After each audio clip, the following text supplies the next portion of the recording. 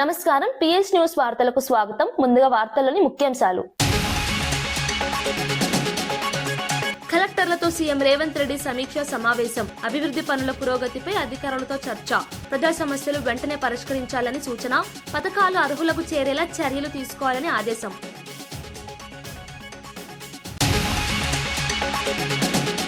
కూటమి ప్రభుత్వంపై అనంత వెంకటరామిరెడ్డి విమర్శలు. ఎన్నికల హామీలు అమలు కాలేదన్న ఆరోపణ.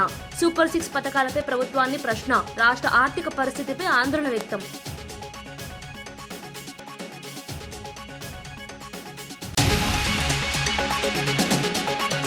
మండలిలో వ్యాఖ్యలపై అచ్చెన్నాయుడు క్షమాపణ. చైర్మన్ పై వ్యాఖ్యలతో సభలో ఉద్రిక్తత. తన వ్యాఖ్యలను వెనక్కి తీసుకున్న మంత్రి. అనంతరం సద్దుమణిగిన మండలి సమావేశం.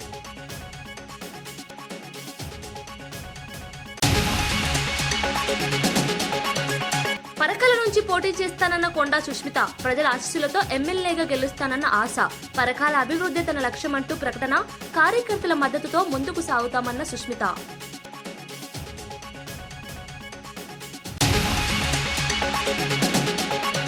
కేసుల ఉపసంహరణపై హోంమంత్రి అనిత వివరణ. 2019 నుంచి 2024 మధ్య ఉద్యోగులపై 1800 కేసులు నమోదు. చట్టపరమైన సమీక్ష అనంతరం నిర్ణయం అంటున్న అనిత. ఉద్యోగుల సమస్యలను పరిశీలిస్తామని హామీ. తెలంగాణ సచివాలయంలో జిల్లా కలెక్టర్లతో సీఎం రేవంత్ రెడ్డి సమావేశం నిర్వహించారు. రాష్ట్రంలో అమలవుతున్న అభివృద్ధి కార్యక్రమాలు, సంక్షేమ పథకాల అమలు పురోగతిపై అధికారులతో చర్చించారు. ప్రజా సమస్యలను త్వరగా పరిష్కరించేలా అధికారులు సమన్వయంతో పనిచేయాలని సూచించారు.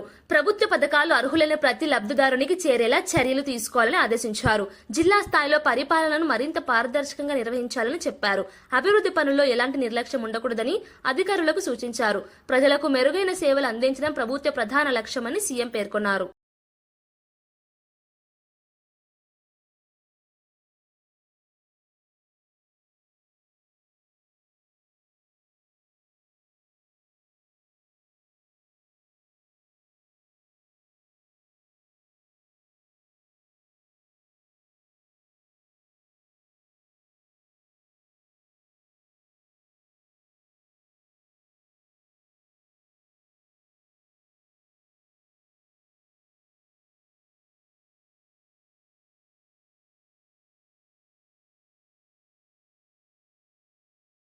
ప్రజాస్వామ్యాన్ని కాంగ్రెస్ ప్రభుత్వం ఖూనీ చేస్తుందని మాజీ ఎమ్మెల్యే బాల్కసుమన్ ఆరోపించారు.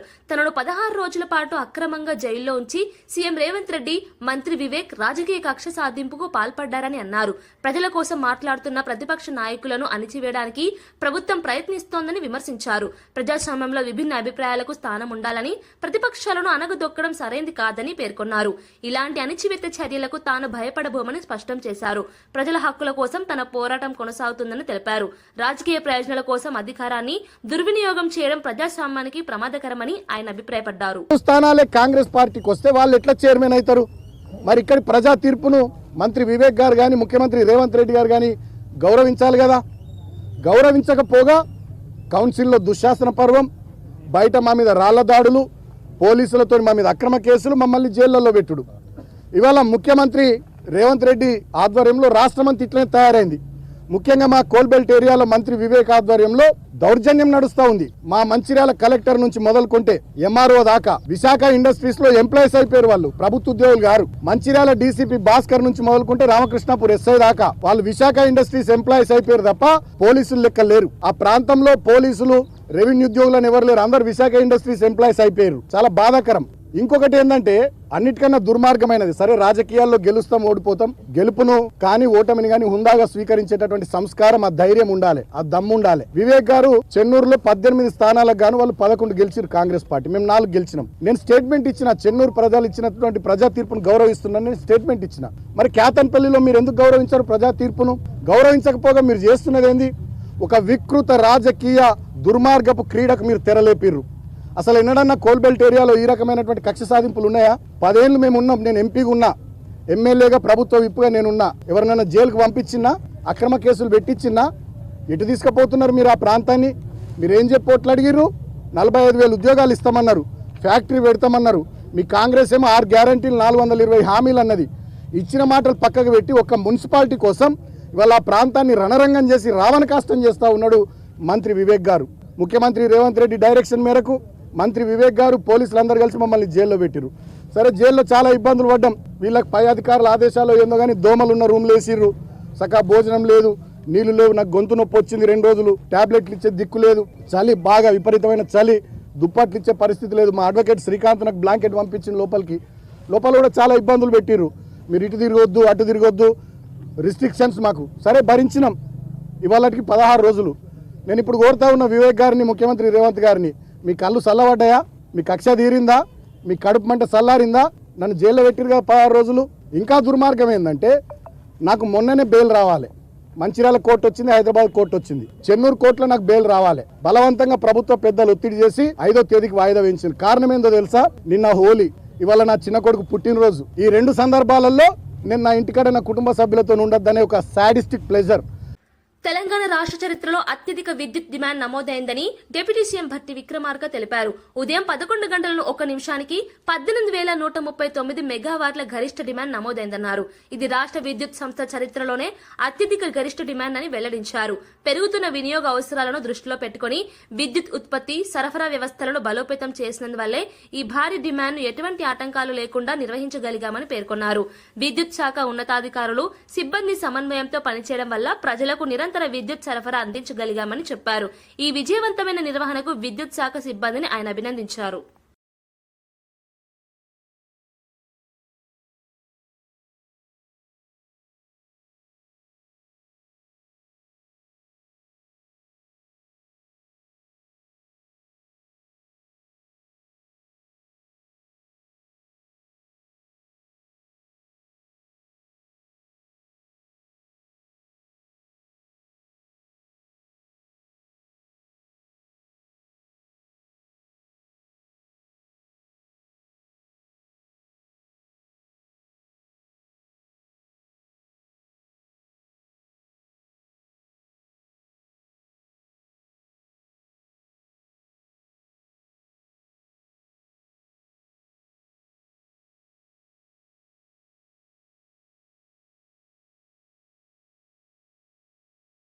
కేసుల ఉపసంహరణ కేవలం ప్రభుత్వ నిర్ణయం మాత్రమే కాదని అది చట్టపరమైన ప్రక్రియలో భాగమని హోంమంత్రి అనిత తెలిపారు. 2019 నుంచి 2024 మధ్య హక్కుల కోసం పోరాడిన ఉద్యోగులపై సుమారు 1800 కేసులు నమోదయ్యాయని ఎమ్మెల్సీలు రాజశేఖరం, బీటీ నాయుడు ప్రశ్నోత్తరాల సమయంలో ప్రస్తావించారు. ఈ కేసులపై చట్టపరమైన సమీక్ష జరుగుతుందని మంత్రి స్పష్టం చేశారు. న్యాయపరమైన విధానాలను అనుసరించాల్సిన తర్వాతే కేసులపై నిర్ణయం తీసుకునే అవకాశం ఉంటుందని చెప్పారు. హోమ్ మినిస్టర్ గారు మీ ద్వారా కోరేది ఏంటంటే ఉద్యోగుల మీద పెట్టిన కేసును కొట్టివేయాలని మీ ద్వారా ప్రభుత్వం చర్యలు తీసుకోవాలని మీ ద్వారా కోరుతున్నారు. నాయుడు గారు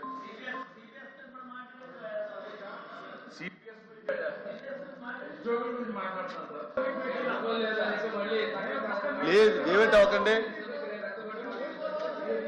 ఎవరు డివైట్ అవ్వకండి. గత ప్రభుత్వంలో మాక్సిమం అంటే ఎవరైనా బయటకు వచ్చి ధర్నా చేసినా ఏం చేసినా అధ్యక్ష మాక్సిమం చాలా మందికి ఉద్యోగస్తుల మీద అదేవిధంగా రాజధాని రైతుల మీద కూడా కేసులు పెట్టిన సందర్భాలు కూడా ఉన్నాయి అధ్యక్ష. జూన్ 2019 నుంచి మే 2024 వరకు అధ్యక్ష దానికి సంబంధించి అధ్యక్ష సిపిఎస్ ఉద్యోగులు అదేవిధంగా నాన్ సిపిఎస్, అంగన్వాడీ వర్కర్లు, మీడియా వ్యక్తులు, రాజధాని ప్రాంత రైతులు ఇవన్నిటిలోని సంబంధించి అధ్యక్ష మొత్తము కేసుల సంఖ్య 242 కేసులు ఉన్నాయి అధ్యక్ష. అండర్ ట్రయల్ అండర్ ఇన్వెస్టిగేషన్ 11 కేసులు ఉన్నాయి అధ్యక్ష. పెండింగ్ ట్రయల్స్ 39 ఉన్నాయి అధ్యక్ష. పోలీస్ దశలో ముగింపు క్లోజర్ 170 ఉన్నాయి అధ్యక్ష. కోర్టు డిస్పోజల్ 22 ఉన్నాయి అధ్యక్ష. సుమారుగా అధ్యక్ష పోలీసు ప్లస్ కోర్టుకు సంబంధించి 192 కేసులో 79.3% డిస్పోజల్ అయినాయి అధ్యక్ష. ఇంకా పెండెన్సీ 20.7% ఉన్నాయి అధ్యక్ష అండర్ ట్రయల్ అధ్యక్ష. అవి ఈ పరంగా మాక్సిమం అధ్యక్ష ఎక్కడెక్కడైతే పోలీసులు ఇన్వెస్టిగేషన్లో అవి తప్పుడు కేసులు అదేవిధంగా తప్పుడు ఆరోపణలు చేశారన్న పరిస్థితి ఉన్నప్పుడు కంపల్సరీగా ఆ కేసెస్ అన్ని కూడా క్లోజ్ చేయడం అయింది అధ్యక్ష. కొన్ని కేసెస్ కోర్టు పరిధిలో ఉన్నాయి కాబట్టి కోర్టు పరిధి ప్రకారంగా కేసు డిస్పోజల్ అనేది అవుతుంది అధ్యక్ష. రాబోయే ఎన్నికల్లో పరకాల నియోజకవర్గం నుంచి తాను పోటీ చేయడం ఖాయమని కొండా సుష్మిత ప్రకటించారు. తమ కుటుంబ రాజకీయ ప్రస్థానం పరకాలలోనే ప్రారంభమైందని ఆమె పేర్కొన్నారు. ప్రజలకు సేవ చేయాలనే లక్ష్యంతోనే రాజకీయాల్లో కొనసాగుతున్నామని తెలిపారు. పరకాల ప్రజల ఆశీస్సులతో ఎమ్మెల్యేగా గెలిచి అభివృద్ధి పనులు చేపట్టాలని సంకల్పించానని చెప్పారు. కార్యకర్తల మద్దతుతో బలమైన రాజకీయ శక్తిగా ఎదుగుతామని పేర్కొన్నారు. తన కుమార్తె ఎంతో ధైర్యవంతురాలని, కార్యకర్తల కోసం ఎవరినైనా ఎదుర్కొనే ధైర్యం ఉందని మాజీ ఎమ్మెల్సీ కొండా మురళి తెలిపారు. పరకాల ప్రజల విశ్వాసాన్ని నిలబెట్టేందుకు కృషి చేస్తామని అన్నారు. చేసుకుంటాన్ని నా జీవితం ప్రజాసేవ అనే చెప్పడానికి ఏం సంశయిస్తలేను. ఈ రోజు కొండా మురళీధర్రావు గారు పక్కన నించున్నారు కాబట్టి ఇట్లా మాట్లాడుతున్నా గానీ లేకపోతే ఇట్లా మాట్లాడేదాన్ని కాదు. నేను ఇంకా కొంచెం శాంతంగా మాట్లాడమన్నారని మాట్లాడినా, లేకపోతే ఎట్లుంటుందో తెలుసు కదా. రేపు మీకు మంచి చెడు ఉండేందుకు మరి ఇక్కడనే ఉంటది. మరి ఈ బాగోగులు చూసుకుంటది. నాకన్నా ధైర్యవంతురాలు మొన్ననే మీరు చూసిండ్రు. వాడేవాడు వీడేవాడు కొండ మురికి ఎదురేవాడని, కానీ మొన్న ఇంటి ముంగడ చూసిండ్రు. చిట్టక తిట్టాలంటే ఎవరిని కొడతావు అని తిడుతుంది. వీడు వాడని చూడది. ఇలా కార్యకర్తల కోసం ఏదైనా చేస్తుంది. ఈరోజు ఒకటే చెప్తున్నా, నాకు గీసుకొండ మా కుటుంబానికి ఈరోజు అన్నం పెట్టింది 10 కార్లు ఉన్నాయి అంటే మీ దయ వల్లనే అని నేను తెలియదు.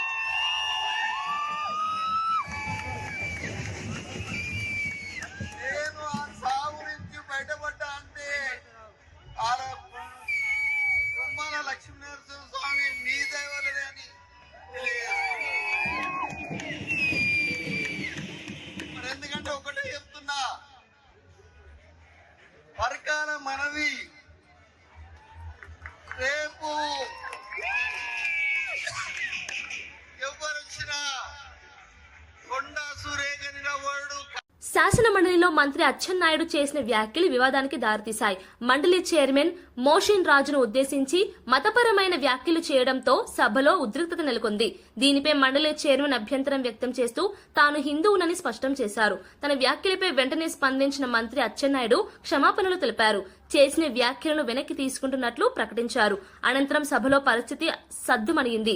ఈ ఘటన రాజకీయ వర్గాల్లో చర్చనీయాంశంగా మారింది. పట్టడం లేదు, తప్పు పట్టకూడదు కూడా, తప్పు పట్టకూడదు కూడా. కానీ శాసన మండలిలో మంత్రి గారు బాధ కలుగుతుంది. నేను తీసుకోను. ఎవరు బాధ కలుగుతుంది. వెంకటేశ్వర స్వామి పవిత్రుని ఇంత దారుణంగా దెబ్బతీస్తున్నారు అధ్యక్ష. మీరు ప్రతిరోజు నన్ను చెప్పి నన్ను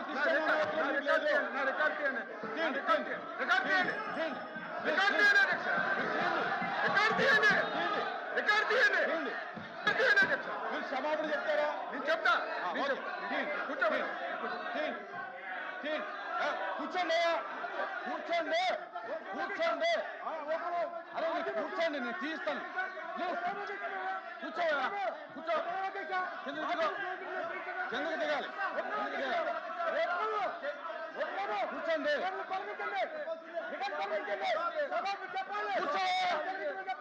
కూర్చో. అరే కిందకెళ్ళి కూర్చో, నేను మాట్లాడుతున్నాను. అరే అరే కూర్చోండి, కూర్చోండి.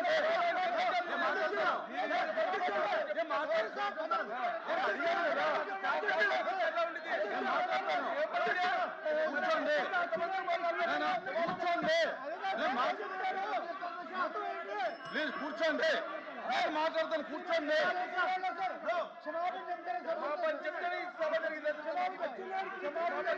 కూర్చోండి, నేను మాట్లాడు.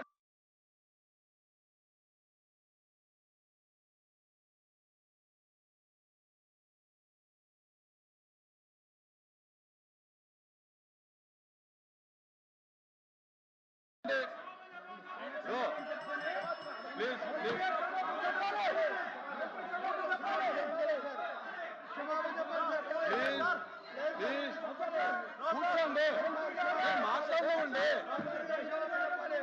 నేను మాట్లాడినా ఉండే,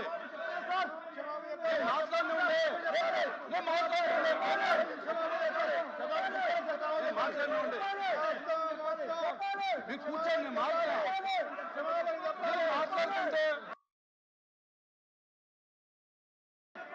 దయచేసి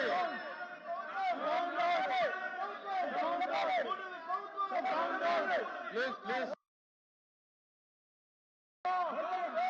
నేను మాట్లాడుతున్నాను.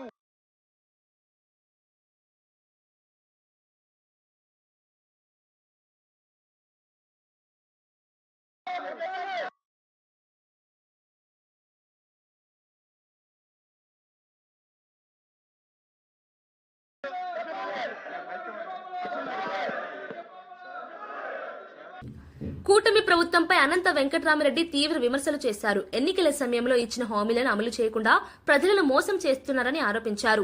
సూపర్ 6 హామీలో నిరుద్యోగ భృతి, మహిళలకు నెలకు 1500 వంటి పథకాలపై ప్రభుత్వం స్పందించడం లేదన్నారు. అంగన్వాడీ కార్యకర్తలపై పోలీసులు లాఠీచార్జి చేయడం దారుణమని విమర్శించారు. రాష్ట్రంలో పరిశ్రమలు రావడం లేదని, కమిషన్లు ఇవ్వలేక అనేక కంపెనీలు ఇతర రాష్ట్రాలకు వెళ్లిపోతున్నాయని ఆరోపించారు. అమరావతిని రియల్ ఎస్టేట్ వెంచర్ గా మార్చారని, రాజధాని పేరుతో భారీ అప్పులు తీసుకుంటున్నారని అన్నారు. ఈ విధానాలతో రాష్ట్ర ఆర్థిక పరిస్థితి దెబ్బతింటుందని ఆయన విమర్శించారు. ప్రభుత్వం కూడా చంద్రబాబు నాయుడు గారి నాయకత్వం, చంద్రబాబు నాయుడు గారికి పరిపాటి అయింది. ఎందుకంటే నాలుగో మారు ముఖ్యమంత్రిగా ప్రమాణ స్వీకారం చేసిన తర్వాత ఏ ఎన్నికల ముందు కూడా అనేకమైన హామీలు ఇవ్వడం, ఆ హామీలు అనేది కూడా విస్మరించడం అనేది కూడా పరిపాటిగా మారిపోయింది. సూపర్ 6 అమలు చేస్తానని చెప్పేసి అనేకమైన హామీలు కూడా ఇవ్వడం జరిగింది.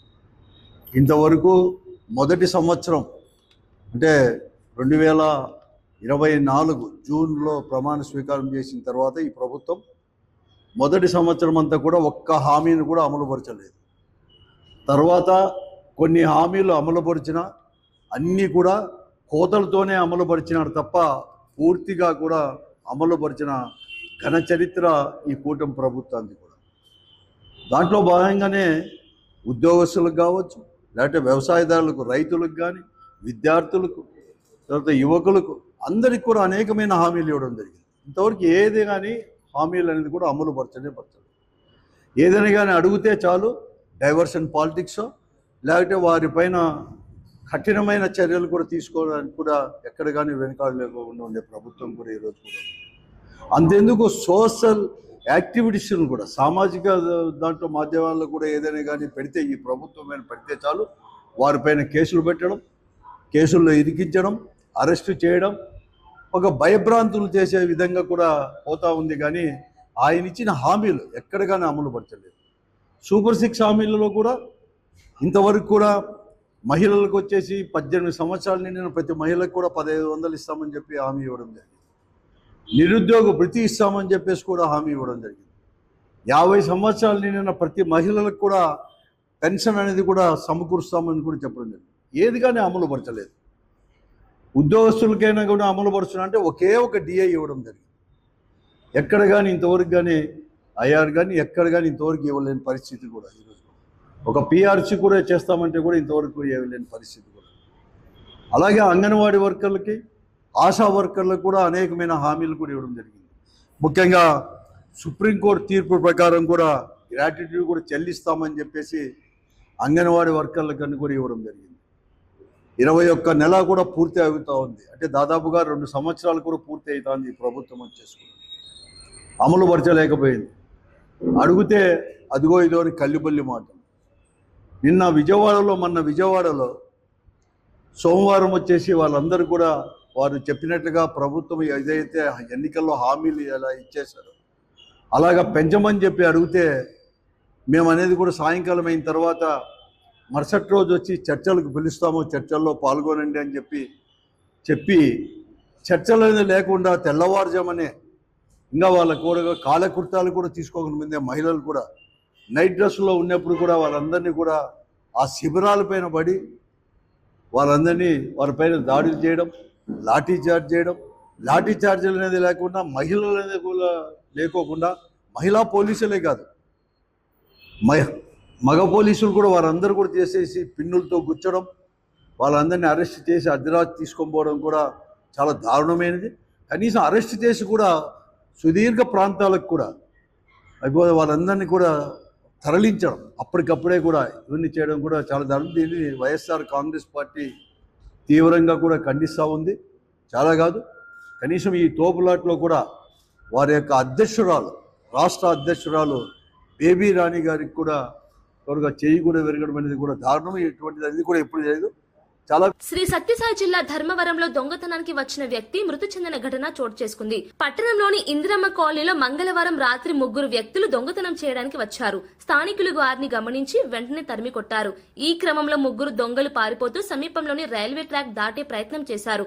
అయితే ఒకరు జారి పడడంతో తీవ్ర గాయాలయ్యాయి. అతను అక్కడికక్కడే మృతి చెందినట్లు సమాచారం. మిగతా 2 అక్కడి నుంచి పరారయ్యారు. ఘటనపై సమాచారం అందుకున్న పోలీసులు సంఘటనా స్థలానికి చేరుకుని మృతదేహాన్ని స్వాధీనం చేసుకున్నారు. కేసు నమోదు చేసి దర్యాప్తు చేపట్టారు. అంటే దొంగ వచ్చి ఒక ఇంట్లో దొంగతనం చేస్తుంటే వాళ్ళ ఇంటి వాళ్ళు అరిచారు. చుట్టుపక్కల వాళ్ళందరూ లేచి అక్కడికి వచ్చారు. వాడు పారిపోయినప్పుడు వాళ్ళు కొంత దూరం చేజ్ చేశారు. దాని పక్కనే రైల్వే ట్రాక్ ఉంది. ఆ రైల్వే ట్రాక్కు సంబంధించి ముందుకు వెళ్ళేటప్పుడు రైల్వే ట్రాక్ కొత్తగా ఈ డబ్లింగ్ వర్క్స్ జరుగుతున్నాయి. ఆ రేకులు దూరిపోయినాడు. సందులో దూరినప్పుడు అతనికి హెడ్ ఇంజరీ కూడా అయింది. వాళ్ళు అదేవిధంగా తీసుకొచ్చి వాటర్ ట్యాంక్ దగ్గర పెట్టినారు. అందరూ గుమిగూడినారు. వెంటనే మా సిబ్బంది వెళ్ళి హాస్పిటల్కి తీసుకొని వచ్చారు. హాస్పిటల్ ఏదో 5 గంటలకు చనిపోయినాడు. దాని గురించి ఇంకా ఫిర్యాదు వాళ్ళకు బంధువులకు బళ్ళారి అని తెలిసింది. ఇతను ఇంతకు మరొక కూడా 2-3 దొంగతనం కేసుల్లో ఉన్నాడని చెప్పారు. విశాఖపట్నంలో హోలీ పండుగ వేడుకలు ఘనంగా జరిగాయి. ఆర్కే బీచ్ పరిసర ప్రాంతాల్లో యువత పెద్ద ఎత్తున చేరుకుని రంగుల పండుగను ఆనందంగా జరుపుకున్నారు. ఒకరిపై ఒకరు రంగులు చల్లుకుంటూ సందడి చేశారు. డీజే సంగీతానికి యువత నృత్యాలు చేస్తూ హోలీ సంబరాలను ఉత్సాహంగా జరిపారు. శ్రీకాకుళం న్యూ కాలనీలో మార్వాడి సమాజానికి చెందిన కుటుంబాలు కలిసి హోలీ వేడుకలను నిర్వహించాయి. కుటుంబ సభ్యులు స్నేహితులతో కలిసి రంగుల వర్షంతో తడిసి ముద్దయ్యారు. పండుగ సందర్భంగా పరస్పరం శుభాకాంక్షలు తెలుపుకుంటూ ఆనందాన్ని పంచుకున్నారు. ఈ వేడుకలతో నగరంలో పండుగ వాతావరణం నెలకొంది.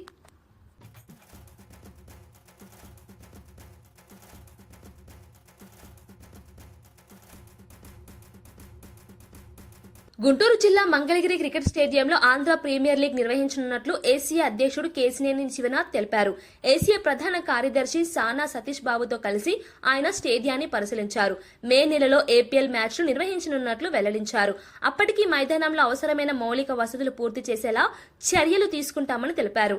అలాగే మంగళగిరి, మూలపాడు క్రికెట్ మైదానాల్లో జోనల్ మ్యాచ్లు నిర్వహించేందుకు కూడా ఏర్పాట్లు చేస్తున్నట్లు చెప్పారు. రాష్ట్రంలో క్రికెట్ అభివృద్ధి కోసం ఏసీఏ పలు కార్యక్రమాలు చేపడుతోందని ఆయన పేర్కొన్నారు. డొమెస్టిక్ క్రికెట్ ఆడే విధంగా, లీగ్ మ్యాచ్లు, జోనల్ మ్యాచ్లు ఆడే విధంగా ఇక్కడ స్టేడియం డెవలప్ చేయడమే కాకుండా రేపు రాబోయే కాలంలో ఏపీఎల్ని ఆంధ్రప్రదేశ్ మొత్తానికి తీసుకెళ్దామనే ఆలోచనతో ముందుకు వెళ్తాను. ఆ ఏపీఎల్కి హెడ్ ఆఫీస్ కింద మంగళగిరి స్టేడియంని పెడదాం. ఏపీఎల్ ఎక్కువ మ్యాచ్లు మంగళగిరిలోను, అంతేకాకుండా మూలపాడులోను, కడపలోను ఇట్లా అన్ని ప్రాంతాల్లో నిర్వహిద్దామని ఆలోచిస్తున్నాం. దానిలో భాగంగా మంగళగిరి స్టేడియంని సందర్శించి వర్కులు ఏమేమి జరుగుతున్నాయో పరిశీలిద్దామని వచ్చాం. ఈ స్టేడియంని అభివృద్ధి చేసి చక్కటి స్టేడియంగా ఉపయోగించే విధంగా ఇక్కడికి వచ్చి దీని ఏర్పాట్లు పరిశీలిస్తూ జరుగుతుంది. రాబోయే సీజన్ ఆఫ్ ఏపీఎల్ ప్రారంభోత్సవం మ్యాచ్ మంగళగిరి స్టేడియంలో స్టార్ట్ అవ్వాలి. మేము ఈ 45 నుంచి 60 రోజుల లోపల మొత్తం మంగళగిరి స్టేడియంని రూపురేఖలు మార్చి డొమెస్టిక్ క్రికెట్ ఆడటానికి వీలుగా, అదేవిధంగా మా ఆలోచన దీన్ని స్పోర్ట్స్ సెంటర్గా మార్చి డిఫరెంట్ స్పోర్ట్స్ కూడా ఎలా ఉపయోగించాలి అన్న ఉద్దేశంతో మాస్టర్ ప్లాన్లు అవి వేయటం జరిగింది. Andhra cricket association centre of ఎక్సలెన్సీగా మార్చి మూలపాడులో కూడా 2 గ్రౌండ్లు ఉన్నాయి. అక్కడ కూడా ఒక 50 రూములు నిర్మించడం జరుగుతుంది. అదే మంగళగిరిలో కూడా 100 నుంచి 150 మంది ప్లేయర్లు ఇక్కడ ఉండటానికి అనువుగా రూమ్స్ నిర్వహించి ప్రతిదీ కూడా ఇక్కడే అనువుగా ఉండేటట్టు ఫిజియోథెరపిస్టులు కానీ డాక్టర్స్ కానీ ఆ విధంగా ఆలోచనతో ముందుకెళ్తున్నాం. ఏపీ పబ్లిక్ సర్వీస్ నియామకాల సవరణ బిల్లుకు శాసనసభ ఏకగ్రీవంగా ఆమోదం తెలిపింది. ఈ బిల్లును మంత్రి లోకేష్ మళ్లీ శాసనసభలో ప్రవేశపెట్టారు. 2025 సెప్టెంబర్ 27న అసెంబ్లీలో ఆమోదం పొందిన ఈ బిల్లు అనంతరం మండలికి వెళ్లినా అక్కడ చర్చకు తీసుకోలేదు. 100 రోజులు గడవడంతో మళ్లీ అసెంబ్లీలో ప్రవేశపెట్టినట్లు మంత్రి తెలిపారు. ఫ్యాక్షన్ రాజకీయాల వల్ల నష్టపోయిన కుటుంబాలకు న్యాయం చేయాలనే ఉద్దేశంతో ఈ బిల్లును తీసుకువచ్చామని చెప్పారు. గతంలో జరిగిన హత్యల్లో ప్రాణాలు కోల్పోయిన తోట చంద్రయ్య కుటుంబానికి న్యాయం చేయాలని ప్రభుత్వం నిర్ణయించిందన్నారు. ఆయన కుమారుడికి ఉద్యోగం కల్పించేందుకు ఈ బిల్లును ప్రవేశపెట్టినట్లు తెలిపారు. చర్చ అనంతరం శాసనసభ ఈ బిల్లును ఆమోదించింది. అధ్యక్ష, ఈ బిల్ అనేది ఒక మాట చెప్పాలంటే నాకు వెరీ పర్సనల్ ఇష్యూ అధ్యక్ష. నేను 1983లో జన్మించాను. అంటే అన్న ఎన్టీఆర్ ముఖ్యమంత్రి అయిన తర్వాత నేను జన్మిస్తాను జరిగింది అధ్యక్ష. అప్పటి నుంచి నేను రాజకీయాల్ని క్లోజ్ గా ఫాలో అయిన వ్యక్తిని అధ్యక్ష. గతంలో ఫ్యాక్షన్ రాజకీయాలకి ఆంధ్ర రాష్ట్రం అనేది ఒక అడ్రస్ గా ఉండేది అధ్యక్ష. అలాంటిది 1995లో గౌరవ ముఖ్యమంత్రి శ్రీ నారా చంద్రబాబు నాయుడు గారు అధికారంలోకి వచ్చినప్పుడు ఏ పార్టీ అని చూడకుండా ఫ్యాక్షన్ రాజకీయాలకి ఫుల్ స్టాప్ పెట్టాలన్న లక్ష్యంతో ఆనాడు ఆయన ఒక యుద్ధం ప్రకటించారు అధ్యక్ష. ఒక పక్కన ఫ్యాక్షనిజం, ఇంకో పక్కన నక్సలిజం పైన కూడా ఆయన పోరాడారు అధ్యక్ష. 2004 తర్వాత అధ్యక్ష, ఆనాటి ముఖ్యమంత్రి రాజశేఖర్ రెడ్డి గారు ఆయన అధికారంలోకి వచ్చిన మొదటి 2 సంవత్సరాల్లో సుమారుగా 164 మంది తెలుగుదేశం పార్టీ కార్యకర్తల్ని తిరుమల శ్రీవారిని పలువురు ప్రముఖులు దర్శించుకున్నారు. బుధవారం వీఐపీ ప్రారంభ విరామ దర్శన సమయంలో ప్రధాని నరేంద్ర మోదీ సోదరుడు ప్రహ్లాద్ మోదీ స్వామివారి సేవలో పాల్గొన్నారు. అలాగే రాజ్యసభ సభ్యుడు కృష్ణయ్య, మాజీ క్రికెటర్ వివిఎస్ లక్ష్మణ్, తమిళ నటుడు నీలగిరి రవి, నటి మిత్రా శర్మ వేర్వేరుగా తిరుమల చేరుకొని శ్రీవారిని దర్శించుకున్నారు. దర్శనానంతరం రంగనాయకుల మండపంలో ఆలయ పండితులు వారికి వేదాశీర్వచనం అందించారు. అనంతరం స్వామివారి తీర్థ ప్రసాదాలను అందజేశారు. తిరుమలలో భక్తుల రద్దీ కొనసాగుతుండగా ప్రముఖుల దర్శనం సందర్భంగా ఆలయ అధికారులు ప్రత్యేక ఏర్పాట్లు చేశారు.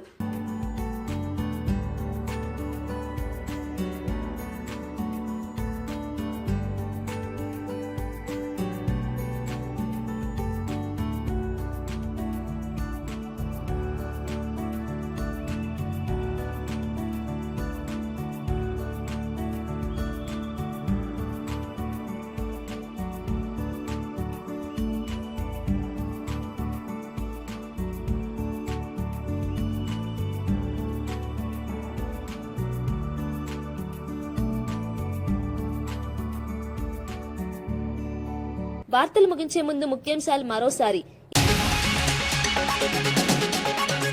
కలెక్టర్లతో సీఎం రేవంత్ రెడ్డి సమీక్ష సమావేశం. అభివృద్ధి పనుల పురోగతిపై అధికారులతో చర్చ. ప్రజా సమస్యలు వెంటనే పరిష్కరించాలని సూచన. పథకాలు అర్హులకు చేరేలా చర్యలు తీసుకోవాలని ఆదేశం.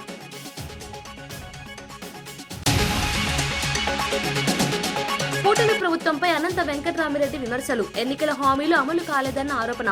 సూపర్ 6 పథకాలపై ప్రభుత్వాన్ని ప్రశ్న. రాష్ట్ర ఆర్థిక పరిస్థితిపై ఆందోళన వ్యక్తం.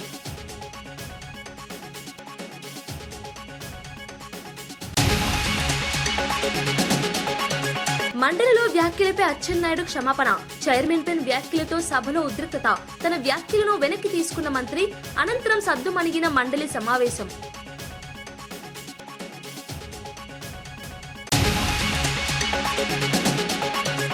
పరకాల నుంచి పోటీ చేస్తానన్న కొండా సుష్మిత. ప్రజల ఆశీస్సులతో ఎమ్మెల్యేగా గెలుస్తానన్న ఆశ.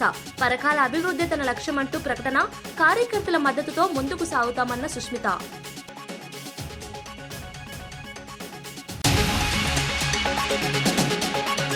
కేసుల ఉపసంహరణపై హోంమంత్రి అనిత వివరణ. 2019 నుంచి 2024 మధ్య ఉద్యోగులపై 1800 కేసులు నమోదు. చట్టపరమైన సమీక్ష అనంతరం నిర్ణయం అంటున్న అనిత. ఉద్యోగుల సమస్యలను పరిశీలిస్తామని హామీ. ఇవి ఈనాటి వార్తా విశేషాలు. మరో బులెటిన్లో మళ్ళీ కలుద్దాం. నమస్కారం.